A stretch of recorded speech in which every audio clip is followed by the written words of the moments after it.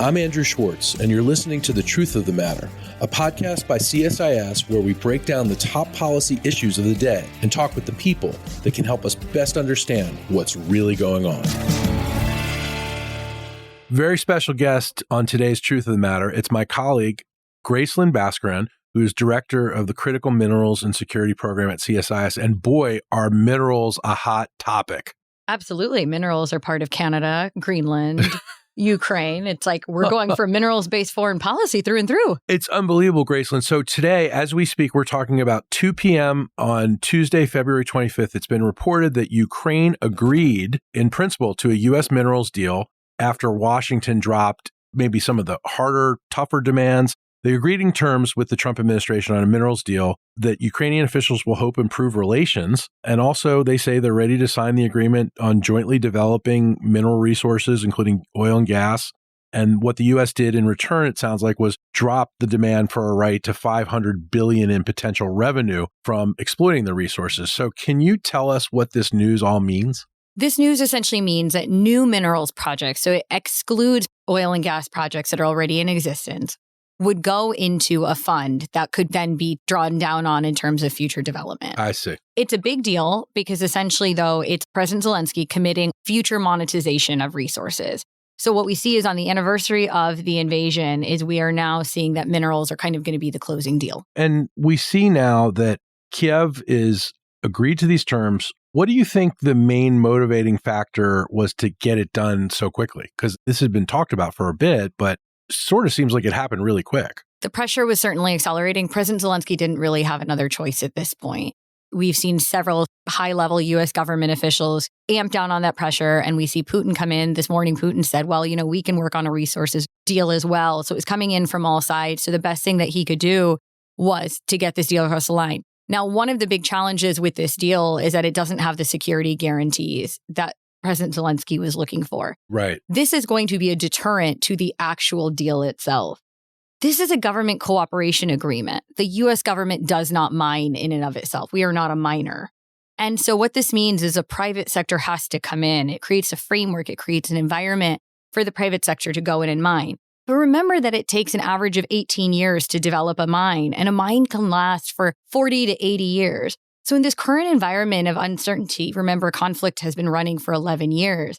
Mines are extremely expropriatable assets. And so there's a real risk that investors are looking at without security guarantees.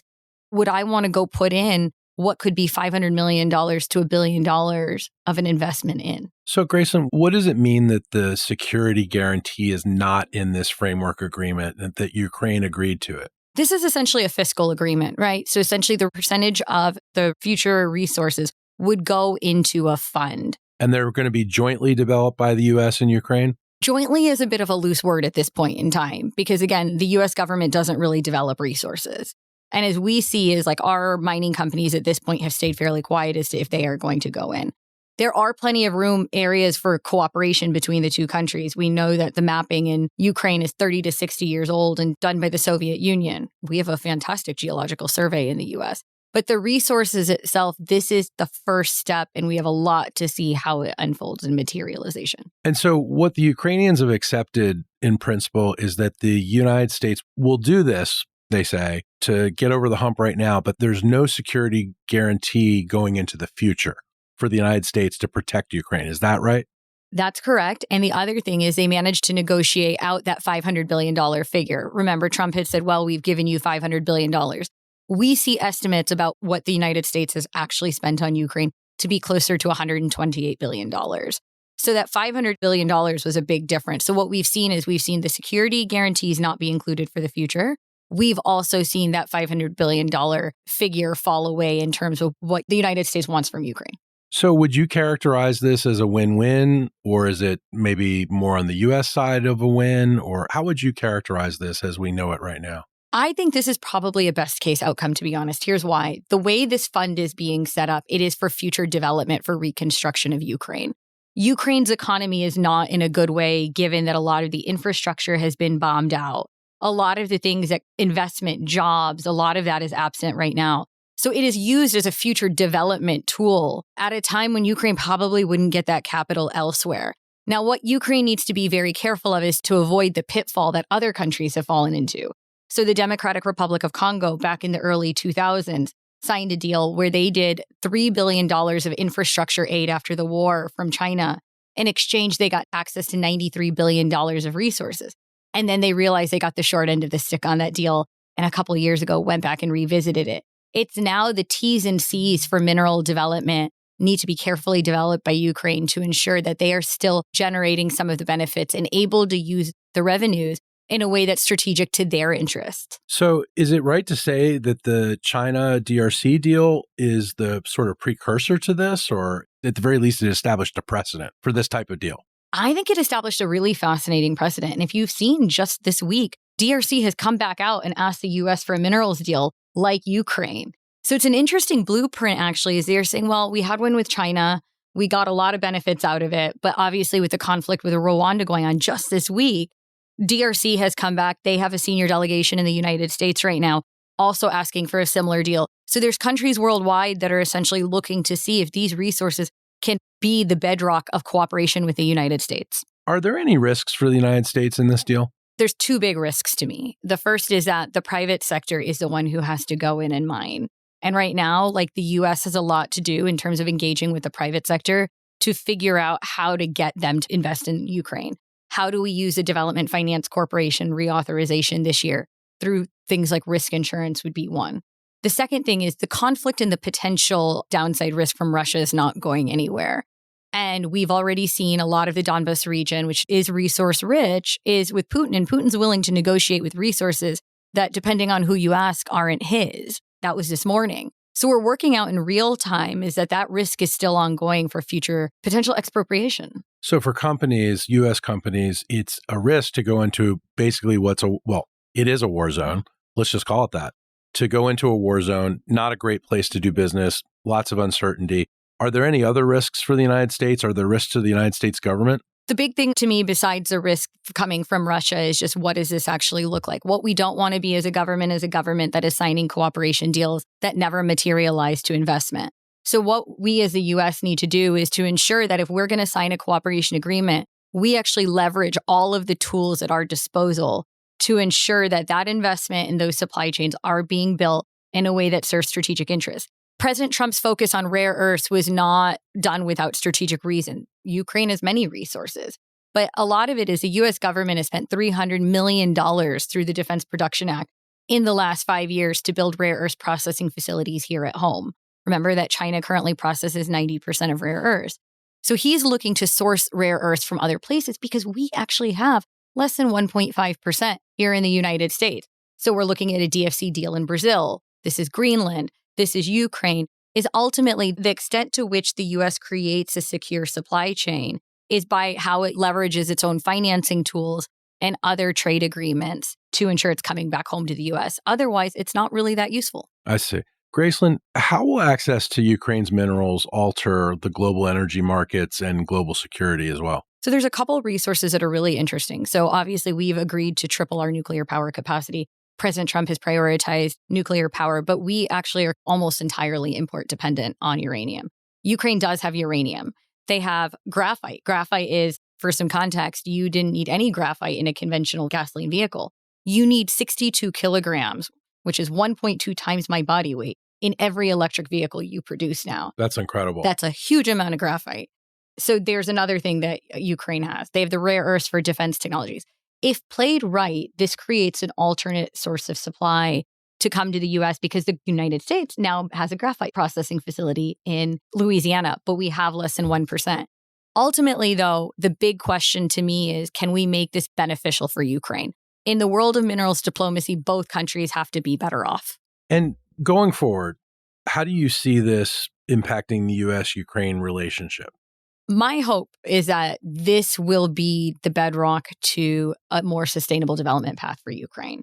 Ukraine needs infrastructure. They need the investment that generates jobs. They need to economically rebuild.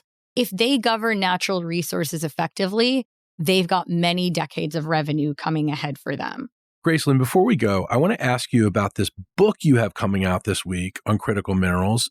It's an important book, and you're rolling it out on the 27th. It'll be up on our website then.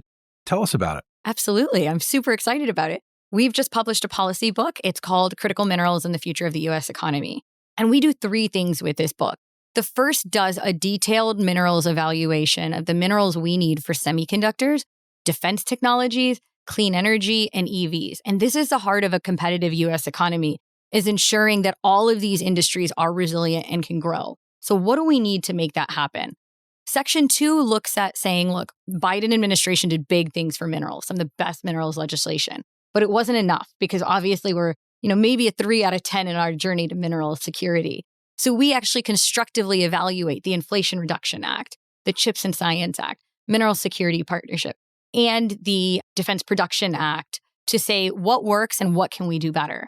And then the final section looks at the heart of the bottlenecks facing the mining industry. So domestic permitting, because we've really fallen to the wayside with our own mining here at home. Midstream processing. China processes 60 to 90% of key minerals. What are the bottlenecks there? Minerals diplomacy. How do we pick a good partner internationally? And how do we use our tools?